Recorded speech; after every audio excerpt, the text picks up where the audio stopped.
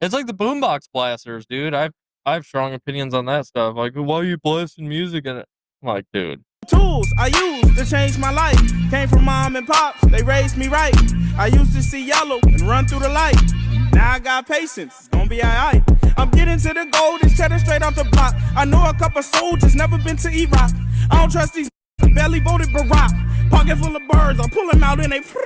All right, guys, we are here. We're in Lula, Clubhouse Chronicles. Let's go. I'm talking to Hunter again this week from Tossing Plastic. It's good to be back. It's good to be back for part 2. Part 1 was a lot of fun, and we both kind of walked away from it feeling like we had quite a bit more to say. So it's nice to be able to sit down and run it back one more time. Absolutely, especially since with the state of disc golf going into the season and how many things have transpired with companies, players, courses, disc releases. But yeah, that's what we're going to kind of toy around with today. And I mean, I like our conversation we started the other day. So I think we can just lead off there with disc manufacturers and how they're treating players, these big drops they're doing. I don't know if you guys don't know, Hunter has a podcast, or not a podcast, but a YouTube channel called Tossing Plastic, and he just talked a little bit. I haven't watched the full video yet on these big dumps, like the way Innova just did to a lot of their players. And just thinking about that, I mean, I genuinely think they're moving towards the social media route, and they want these players to be more involved on social media, even if they're winning tournaments or not. And that's the interesting part for me, because I think they're switching over and wanting people just doing the social media aspect. And yeah, I mean, I think it's definitely, there's, 2 slices to the pie. Discraft definitely has that all-out approach. And the thing I think Innova is going for, they're more focused on, like we said, disc sales, but I think they're going a different route of not so much your brick and mortar stores, which yes, they, support and sell a ton out of that. But I think Innova might be aiming for like big stores like Dick's, Dunham's, Meijer, Walmart. I think Innova might just purely just trying to move plastic and pushing it into more those beginner DX molds, and just everywhere. If all the people that you have your kids in the store and you're in the sporting section, you see a couple discs and they're all Innova. You see a bunch of sharks. Everyone loves and hates sharks, and it's a great beginner disc. And I just kind of think that's their route. I'm more of an Innova fan for sure. I would have liked to see some kind of action this off season, and I don't think they signed. I mean, they signed Emily Weatherman. She was the rookie of the year, but other than that, really not too much. Re-signed Kevin Jones, and at the end of the day, to build, it's about discussion, and there's just not too much to discuss on Innova. They didn't do much, and we can spend the next 40 minutes touching on all the crazy advances and steps that Discraft has taken. So I don't know. I think Discraft will make a lot of noise. They'll make a lot of moves. Do I think at the end of the day it'll be an uptick in numbers? Yeah, will the investment be worth the uptick in disc sales? I don't know, because my whole thought is, other than collectors, if I want to support somebody and buy one of their discs, Discraft, if I want a buzz, it went from maybe Chris Dickerson, Paul Macbeth to you got 7 different legitimate people. You got the Ezra buzz. I mean, Paul's still obviously going to sell his buzzes. Yeah, I mean, with the juggernaut like Paul, and I mean, Kale, I don't know if Kale will get his own disc. He should. Kale LaVisca absolutely should. But yeah, Ezra going with the buzz was a bit surprising and not surprising.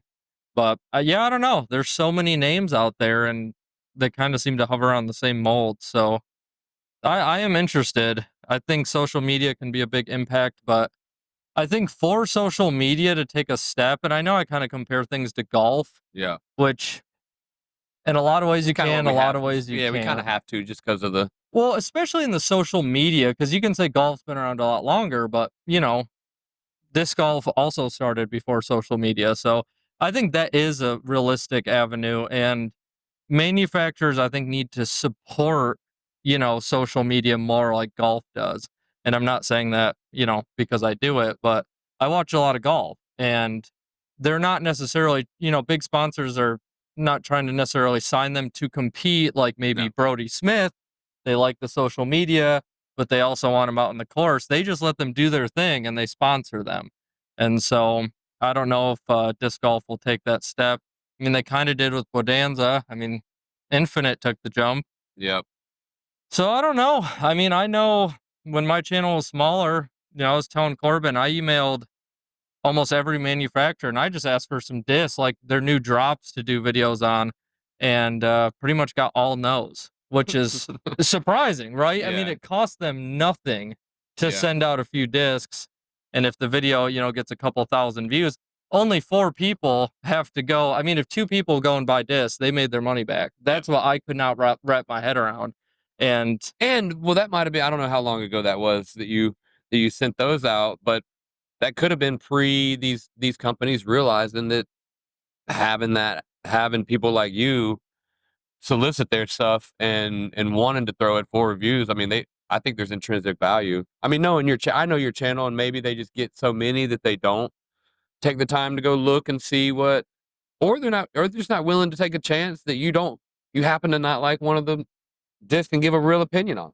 yeah, because I will give a real opinion on Yeah. it. And disc reviews, I don't think I'll ever do them. There's enough people out there that do them. And Yeah. for a minute, I was kind of like, you hit that stress. You want to jump on the train, you want to get more views. And, I will say, all things aside, shout out to Doomsday. Doomsday was the one company that they were amazing. They sent me a box bigger than I can, showcase, full of almost their entire lineup with merch, all kinds of stuff. Yep. And I won't go into detail, but some companies gave me some rather insane responses that you wouldn't necessarily expect. Very negative for somebody reaching out essentially to make them an advertisement. So, Doomsday did good, and I think stuff like that, social media, like they just got to say yes. I think, and then it happens.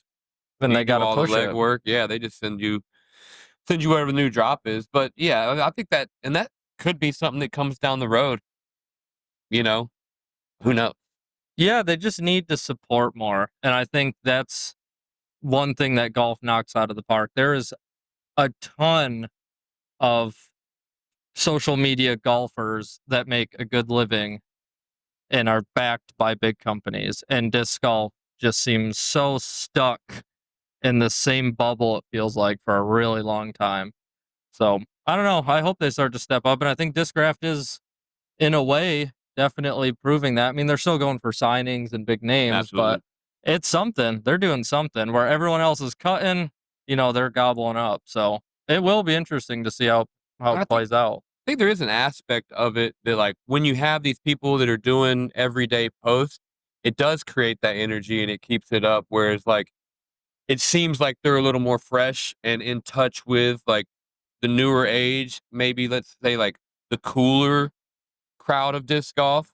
Whereas, like, Innova, to me, is giving off, when they're not opportunizing, if that's a word, this social media move, since it is free for these athletes to record their stuff and just put it up. And then if you have constant influx, it creates an energy that doesn't exist right now with Innova, even though we know the quality of their discs. They obviously have been around and are juggernauts in the disc golf community, but they don't seem fresh and new and, like, on top of the precipice of usually what you expect the biggest company, the most selling company in. Because, if you look at, like, if we're going to go to ball golf, you look at what they're like the Titleists. They're not going to do anything different. They're going to keep it classy and pushing and just make money. Yeah, I mean, I think they're definitely on the edge with, disc technology. I mean, they are putting out good discs. I mean, Innova's just tough. They have more molds than most of the other companies combined. Yeah. So they have the ability to cycle a lot of molds that old heads love, because Innova loves pulling things out of production too. So Yep. I don't know if it's all part of their plan, but you just now, I mean, every week they can bring back a disc, like the Spider, all these other kind of oddball discs, and they can just bring them back. The Crow, and all the old heads will flock because they missed theirs. And yeah, it's going to be tough to, I don't know. Innova's definitely going their own path. And I think a lot of manufacturers have just realized it's good to sponsor a lot of players, but I think if we're being honest with disc golf, unless you're, top tier shredder, they're Yeah. not getting their money back.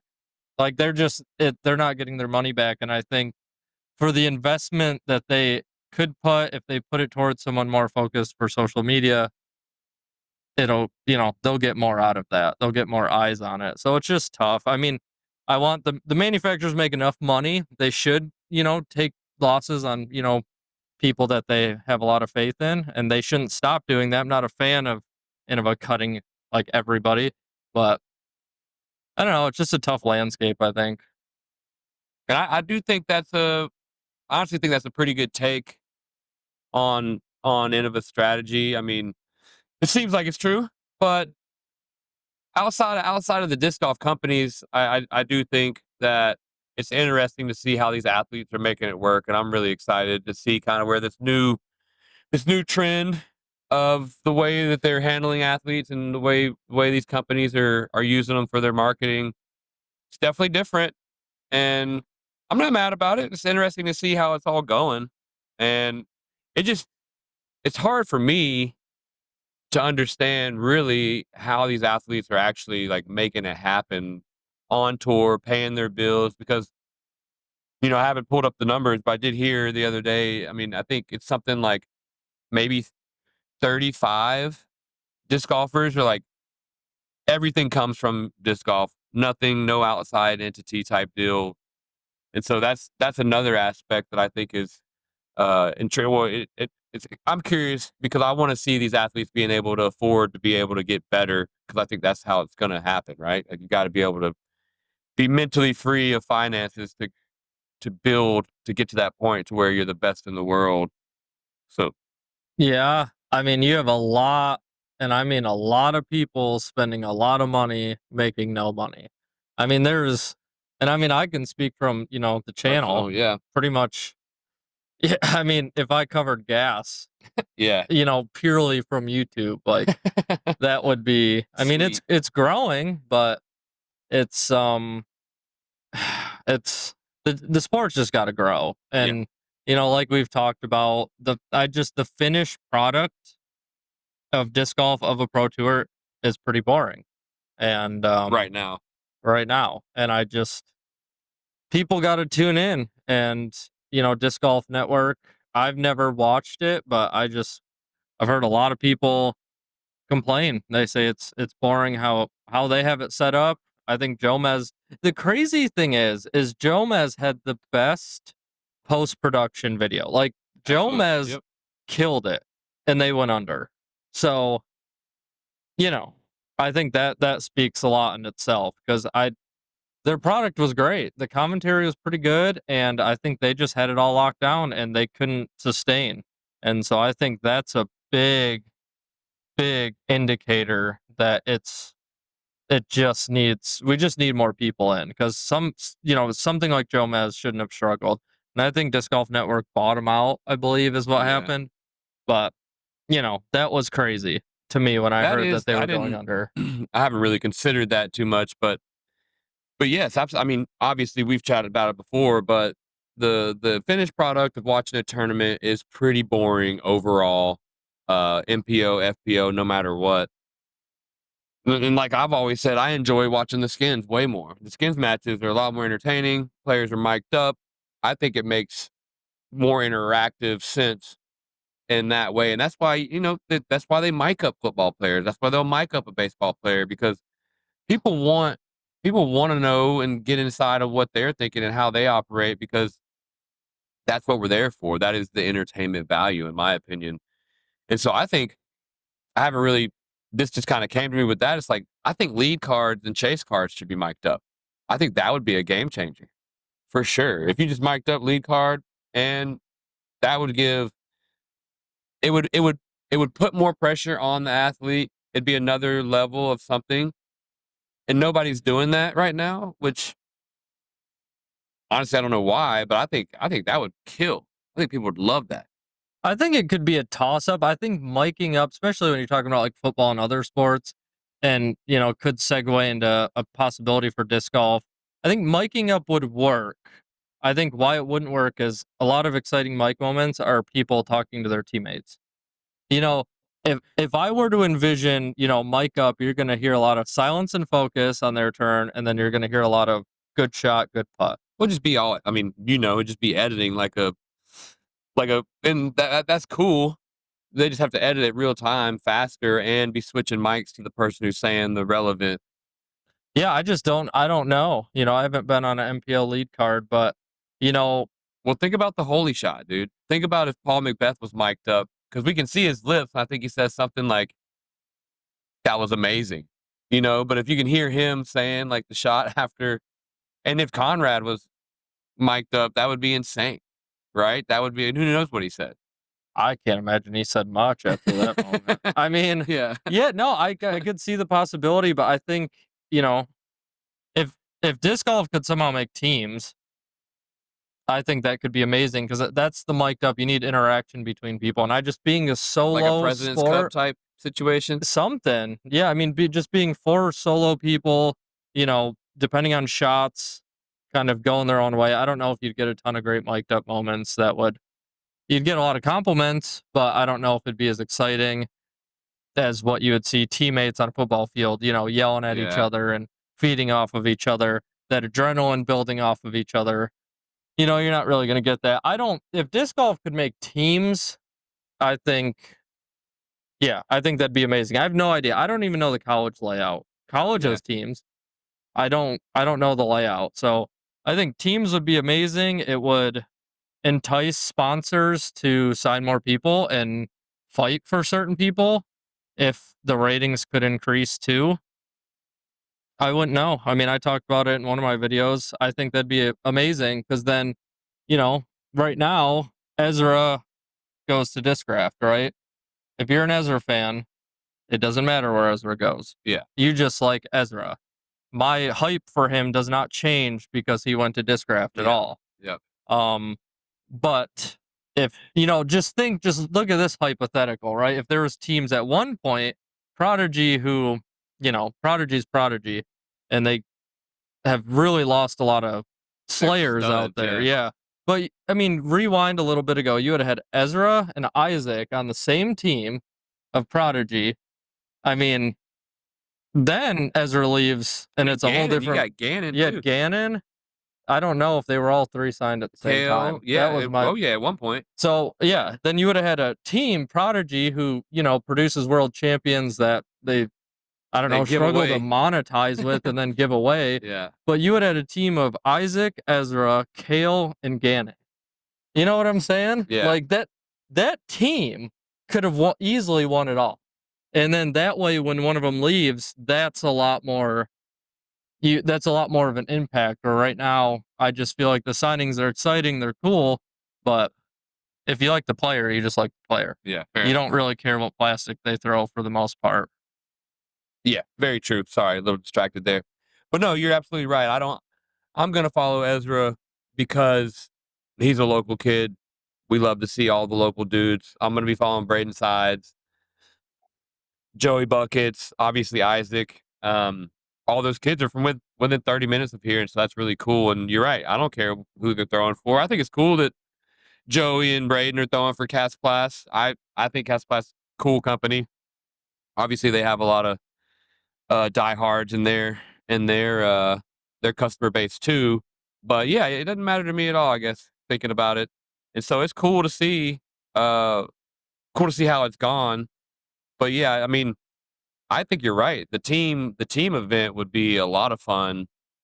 Just have to figure out how to structure it to where it made sense on camera. Yeah, and, that's above my pay grade for sure. Kept people entertained, and yes, it is. We're just spitballing on the culture and kind of where it's going. I think Joseph, obviously here with another round, he's got some ideas for the future. Be really cool to pick his brain on the stuff that they're working and planning to do here in the future. But I think they get it too, that sound bites that are fun and exciting and not necessarily long form, because everything in a tournament kind of comes off as long form. You're going to be there forever watching this round, and it's never going to be like speeding up. You don't have a race car driver like potentially eating it on a corner or something that's going to keep you. Yeah, and I think teams like the soundbite thing right now, I don't think it would help. If we had teams with mics and you get all that interaction between the team, I think that'd be great. And the other thing too is, and I think another reason why people like skins so much is there's a lot of people who have been in disc golf a long time that are shredders just because of who they are, and they're just not making lead cards anymore, which means they are not, front and center. If you have teams, you might be able to bring some people back, like, Greg Barsby. Yeah. You love Greg, the king of throw-ins. Big fan of Greg Barsby. He could easily make a team. Yeah. We're probably not going to see Greg Barsby battling on lead cards. Yeah. But we could see him battling on a team, because I just imagine you have 4 Slayers from Innova. Even the number one, even if you have Kelvin, listen, if you're 120 feet out, you're not putting Kelvin there. You're putting Greg Barsby there. Like, he is the king of throw-ins. And so that could really bring some people, get them back in the spotlight. If they had teams with people like Greg Barsby, older people getting back on the spectrum, we see Kale, a part of a team. I'm watching that, period. I am watching that. I'm going to be all about it. And you can really showcase, people's strengths. Like, I just picture a team and you have, 100-footed trees, a wall of trees, and then Kevin Jones just comes in, throws a grenade over everything. Yeah.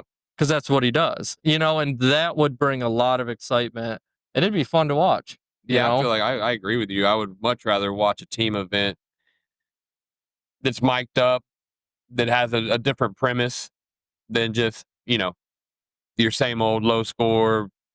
The filming is still stagnant, and yeah, just moving cameras. I don't know. I think that's a great idea. I wonder if that'll become, because like the President's Cup stuff, everybody loves that. Olympics, everybody gathers around that. So yeah, I think a team event for disc golf, I guess it has to be manufacturers, just because of contracts and everything. But another company could, like the 3 versus 3 in basketball, another company could come along and just be like, hey, we're going to start teams, and then we're going to start having broadcasted battles every weekend with like the local shredders in each state, or they could start pulling pros, and then it could be like the Harlem Globetrotters, where it's like a lot of these no-name people that are either like old and they get together and they can just beat the brakes off of whatever team they put them up against. Yeah, I mean, I definitely could see something of because there's a real thing about being a local at a course. It'd be interesting to take 3 of the best local shredders and put them up against some relevant pros. Yeah. That could be some kind of pro-am thing. That could be interesting, definitely. Not a lot of upside for the pro, though, I feel, because you're going into a situation and you might get shredded by some locals. Like, maybe, I don't know, it'd be fun to see, but it's a lot of. But yeah, I think that would be it'd be a draw though. Yeah, it would be a draw. Because there's already a lot of pros versus Joes stuff out there, but it's usually like a couple of Joes versus one pro, or this, that. But I know there's, local dudes on the scene here that could definitely, if, put together right, could do some work on a pro assembled team for sure. Or at least hold their own. I'm not going to say do work, but. Yeah, there's just a lot out there. There's a lot out there, a lot of manufacturers going different routes. And, another thing, going back to Innova, like, their discs are going to sell, I think, no matter whose name's on it. That's another thing. And they've already realized that, and so they're just going to run it. Yeah, like, Destroyers are going to sell. I love Kelvin Heimberg's Destroyers. Dude just came in here and just bought a second run Destroyer right off the rack. Yeah. No questions asked. Yeah, Destroyers are Destroyers. They're going to sell. Right. And whose name is on it? He even bought one with nobody, but I've had 7 people over the last 2 months come in and ask me for the Evelina Destroyers that we sold out of, because they're a little less stable and people can throw them, which is awesome, but they love just because it's a Destroyer, and they want to say they can throw a 13-speed. Yeah, they did the run of Baby Destroyers too. I don't know. That was Bradley Williams, I think. He did the Baby Destroyer. Yeah, I mean, there's a lot of possibilities. If I don't know, I'm all for teams. Yeah, because realistically, it seems like these kids that are able to go and travel it seems like you got to pretty much have a family that can support you to be able to get good, because there's no real avenue to do it where you're getting sponsored, out the gate, like like in soccer and baseball. They go to these camps. I know a lot of times parents are paying for these camps and stuff too, but it's one of those deals where if you don't have somebody that's able to cart you around to all these tournaments, so it's whether or not your parents have the facilities and the ability to accommodate your actually getting to a pro level. Because is there any stories like in basketball, like these kids just been in the yard and played on squad teams? Is there any story of like a poor, impoverished kid who's made it to tour? Do we know if that even exists right now? Well, no, there's no draft. That's the difference. Well, Disc golf doesn't have a draft. Well, yeah, but still, they're still competing on the tour without being drafted. Is there a guy who's made it like a walk-on style who comes from nothing and he's just like figured it out on his own? Well, there's no real. No, I mean, not that I know I don't of. think so. And Not there's yet. no ranks to climb, which I think, college is getting bigger. If college gets bigger and say if high schools start to offer it, then there is an avenue, because somebody can play for high school, they can get their education paid for, just like every other sport. They go through the ranks and they can go right from college, graduate, boom, have a contract, and that would open up an avenue. But no, you definitely need some kind of stockpile of money. I mean, I know for me, like I worked a long time and spent my life savings doing this. And if it was to try to be the pro tour, I would have already aged out of it. Truly. Yeah. Like I'm like, you gotta stick it and get it by early. the time you're 30, to feel like you can continue doing it and make it make sense. Yeah, because even if you're hitting cash at these big tournaments, you're not paying for your gas to get there. Yeah. So, yeah, I don't know. I don't know the route and how they all get there, but there's definitely people getting supported by outside means.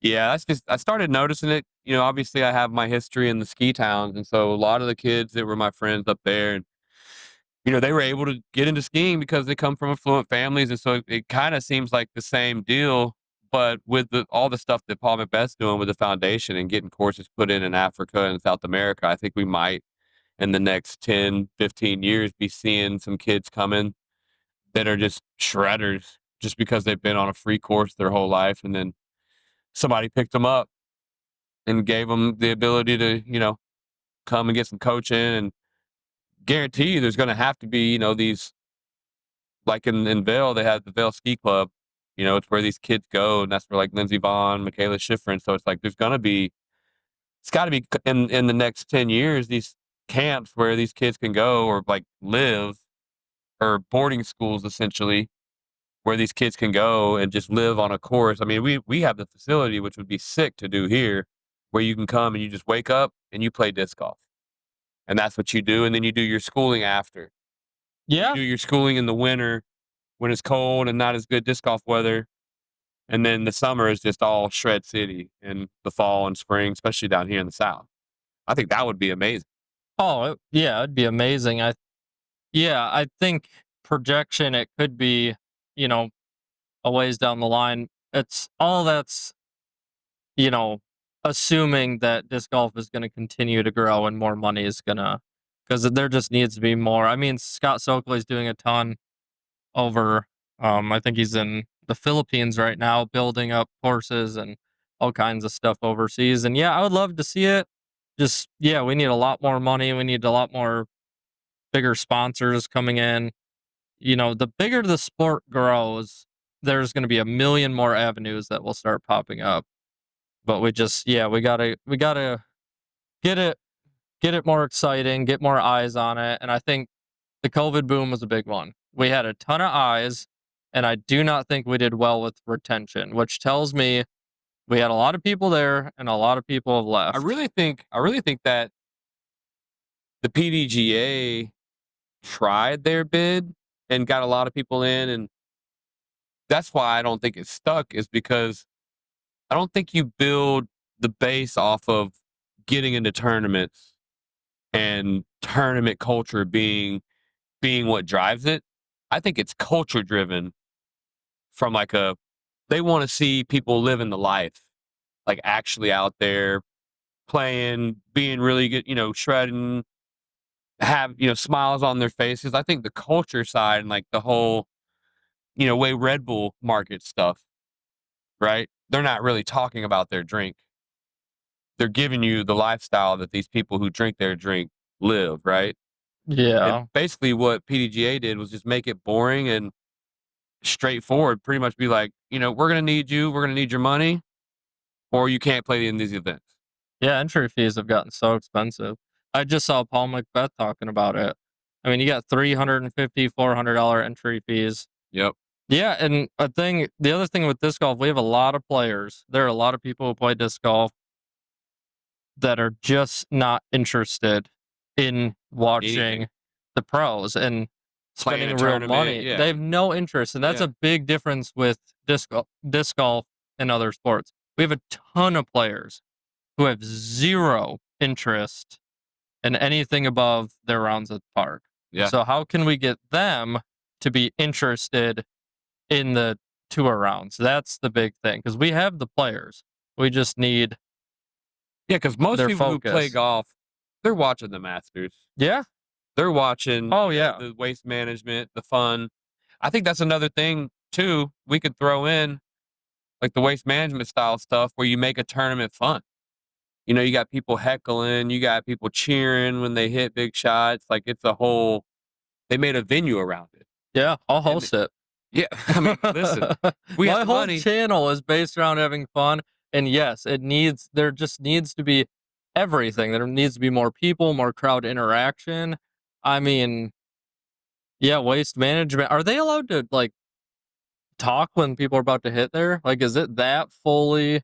I don't think they're allowed while they're swinging, but anytime after, they're allowed to just go apeshit. Well, yeah, because I mean that almost got like shut down last year, didn't Well, it? yeah, 'Cause 'cause, it got so crazy. Drunk people do things that'll get you shut down. They're humming that- cans at pros. They're going, they're going bananas, man. If Like, that happened in disc golf, I tell you what, it'd put eyes on the sport. If there was some, and whatever town hosted it would sell out all their yes, it'd be a accommodations. fun one-time event for sure. I mean, Yeah. we don't want that to be the baseline, but it would be. No, if we did one middle of the season to get people like involved, give us a good, like, because you put an ace hole, obviously, you put a legit ace hole, because that's what it is, a par 3, where they have that big stadium set up. And you make it a viewing venue near the end of the round or maybe have it be the 18th where people are going crazy and they can drink and they can have, I mean, we do have a good amount of holes like that in disc golf, but Oh, yeah. without, I We mean, just you haven't could set it up state- Maple Hill. I mean, there's a few holes Yeah. there where, absolutely. but still just making that bigger, Yeah. just make that bigger. You could imagine some of these iconic holes with a lot more seating around them. And if it was full, you could and make it some seems noise. like I bet it'll happen in like Sweden first.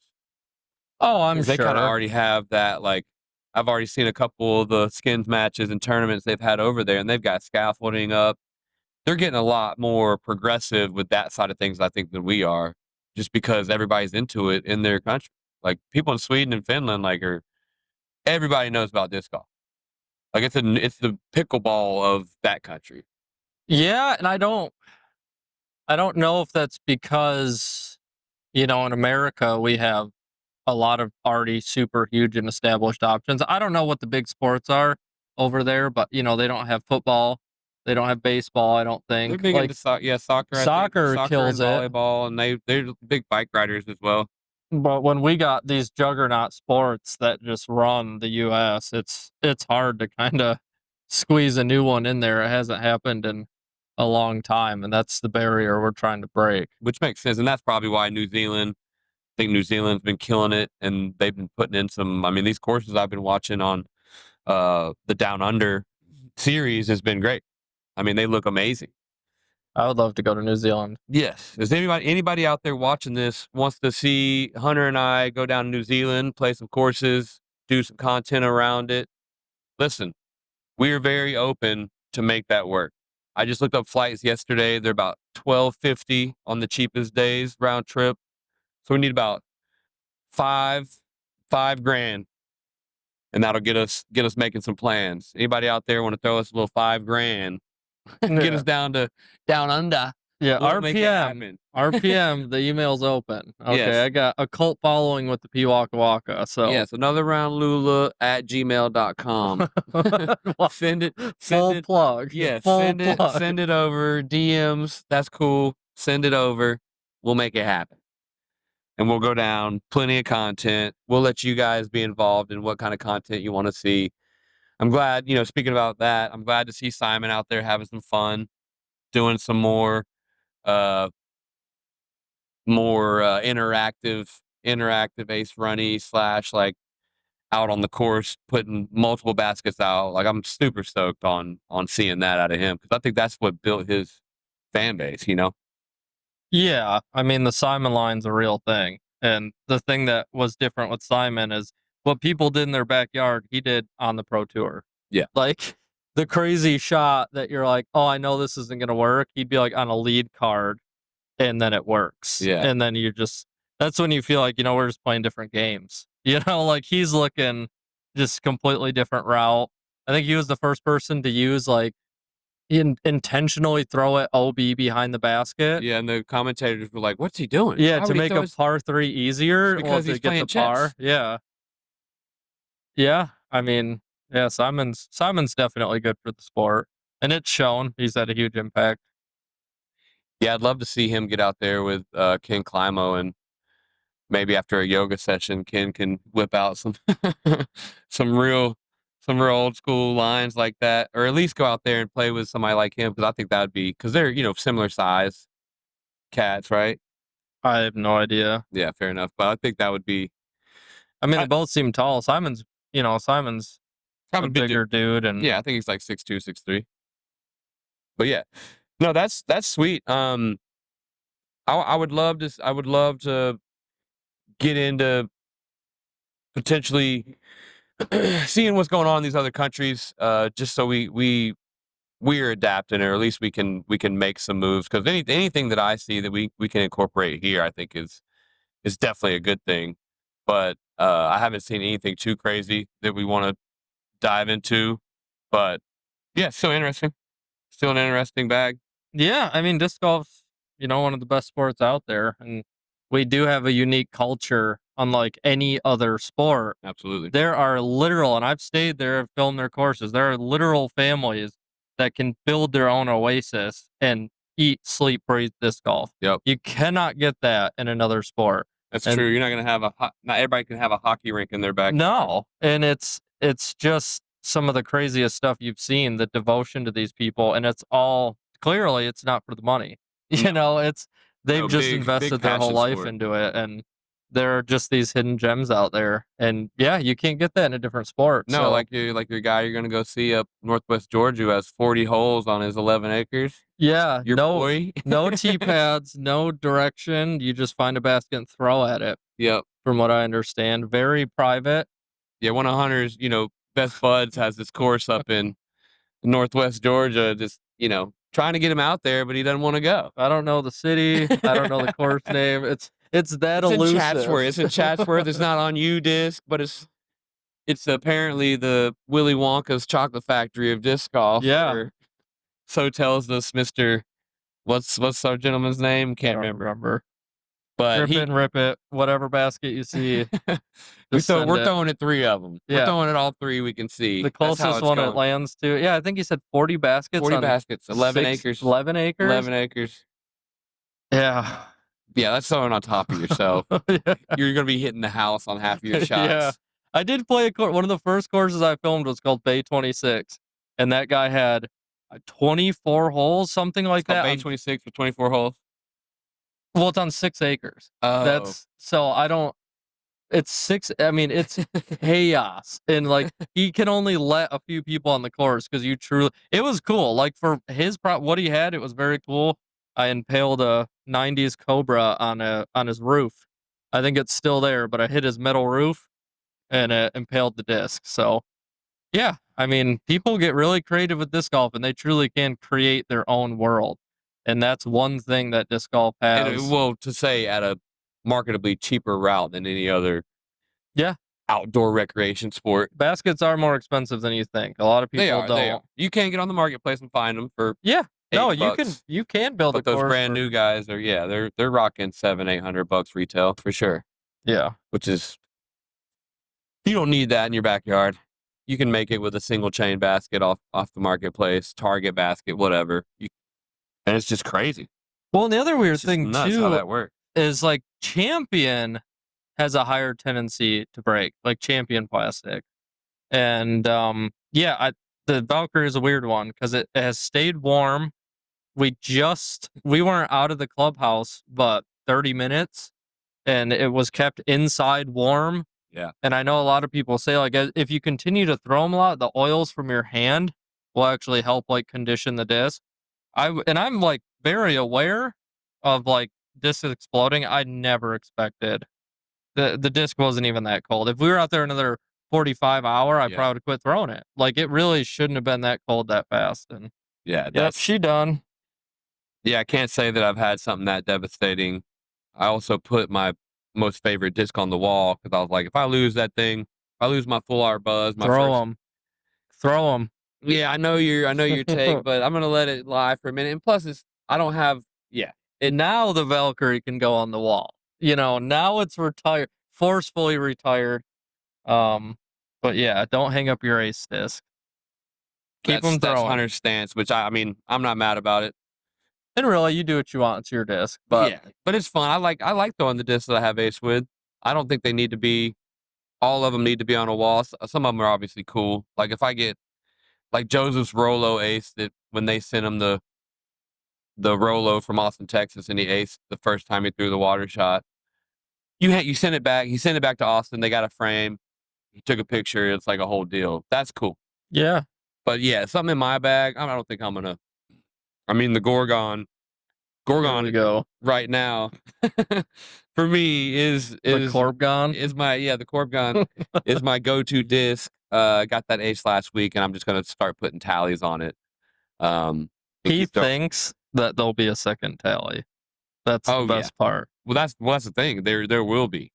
Manifestation is part of the whole process. Well, yeah, I guess if you get 200 reps in at your home course per week, listen, not 200. It gives you a chance to put another tally on that disc. No, the real deal is, it's hard to get aces, period. But when you manifest them and you come to Lula and you throw a bunch, you're probably going to get more. Because like look at what happened with Hunter. He's got now, two picnic pond aces. He went 2 back-to-back within 10 throws the other night. And then he goes down to Heritage Pines in Monroe and throws at the basket. What hole? Hole 5. Hole 5. Aces it. Boom. Lula magic. Yeah, it was like 3 aces in like 13 hours or something. It was pretty intense. And we've had a few across course, obviously throwing at the basket. Then we've been doing a bunch of little trick shot things, which I enjoy, and I think I'm going to start doing a lot more around the course because we have, especially when it's not busy and we can go out and pick a cool way to throw at a basket that, is a sweet shot, especially for us with the social media stuff. I mean, I'm definitely going to get that Gorgon in for sure. Now that you mentioned that, I kind of want to go today and see if we can rack one up. He's getting antsy with the old Gorgon, baby. Yeah, I know. If they do, if anybody from Innova is watching, it would be really cool if we could. I know we could just send in, have a stamp, put on the Gorgon, but the Corbgon is, obviously, especially as we build here. And if I make it a thing, I think that should be something that we have a little chat about. The man hits 1 ace, and he's demanding. No, listen, it's all the throws prior. It's all the throws prior that make that thing, Listen, specific to my there's arm. People that hit an ace, and then there's people that hit an ace, video themselves walking up, come back, stage pictures at the clubhouse for the ace. Okay. Then they declare their own run of the disc. Like, no, I didn't declare that. That was I don't know who originally said Corbgon because it was hilarious. I can't remember his first name. That's a bummer because he's a buddy. But it's Jay Schleb is his Instagram handle, and he's the one that said it. So I reposted it. Oh, he said it online? Yeah, said it on Instagram. I didn't come up with The Corv not God. self-proclaimed Corvgon. Like I'm not that on myself. Promise. But But yeah, if you I would do. have, we'd still be here talking about the Corv God. It's good. I dig it. If I could have my name tied that like smoothly to a disc, like I'd be all about it. And it'll come naturally. Yeah. It'll come. There's gonna be something. I hope it's not an end of a disc. That would be serendipitous. But yeah, thinking about Hunter and tying it into one of these names right now. You're basically a Cataclass guy. Because like look what they did with Joey. They just put Joey. For Joey Buckus. Oh, So I you didn't just know need that. yeah, he just got a new disc, so he just got the Joey, which is tight. Because there's nobody else. Like it goes with Cataplas's like scheme too, right? Yeah. Because it's like an actual name. The Hunt. Yeah, I don't know The if Hunt. Innova That's would. it right there. Boom. I'm No, writing that down. no, that's horrible. Just Hunt. No. No, but no. Yeah. You actually you had to Hunt. write that down? I had to write it down. Yeah, that's right. No. We'll make it. Yeah, we'll make the disc. That could be the name of your disc. I don't want that. That'd be the worst possible name. Hunting for the basket. It's just getting worse. It's getting worse. Hunting for the basket. It's like dude. That's what it is. Innova made the gopher. Not a lot of people know about it, but way back it was essentially just like I a like birdie. I love that. But the Innova made the gopher as in like go for it, like literally. Wordplay Yeah, there. go Little for wordplay? it. Nah. Yeah, if anyone has a gopher, I'd love to add it to my collection. And but also, I yes, don't know if you guys noticed, but Hunter hates wordplay. Apparently, not a fan. Doesn't like the wordplay at all. it's just got to be good. Well, that's fair. The go, We're like go for ad-libbing, it, bro. Well, the go for it, like they obviously thought about that. Yeah, the gopher good, Corvgon good. The hunting for the Hunting just for the stop. basket, bad. Let's Okay, stop. whatever. I mean, you got to start somewhere. It's called brainstorming for a reason, dude. All the ideas aren't gold out the gate. All right, we definitely know that. Just depends who says them, I guess. Okay, well, we know that we're creative. We come up with stuff, but a lot of times, what I've noticed is it just comes natural. So yeah, that kind of stuff comes out of actually doing it, having fun with it, and then it'll come. We'll figure out a better name for Hunter's special limited edition run for himself. And a company to make it would be good. Well, too. yes, we need people who are consistent. He does have his own disc. We talked about in our last episode. Definitely give that a check out. We'd love to see that do something in the market. I think that could be It'd be big. Something really cool for Hunter. And if you guys haven't checked it out, I think he's working on some stuff to get it out and release here in the next couple months. The first minis will be here. Yep. So. And the money, yes, he's putting the minis into production with his guys, and we should have those, probably a month or two, which will be pretty sweet, hopefully. And then, we'll just be, if people like them, we'll be getting more, coming up with better, cooler stamps, what people want. We'll dive into it all and get it really centered around what people are liking. Because I just think, obviously, minis are cool. There's a lot of different I've seen some metal from the wood, the handmade resin ones like we have over there to the rubber ones. But I think this one is definitely untapped and will be a hit.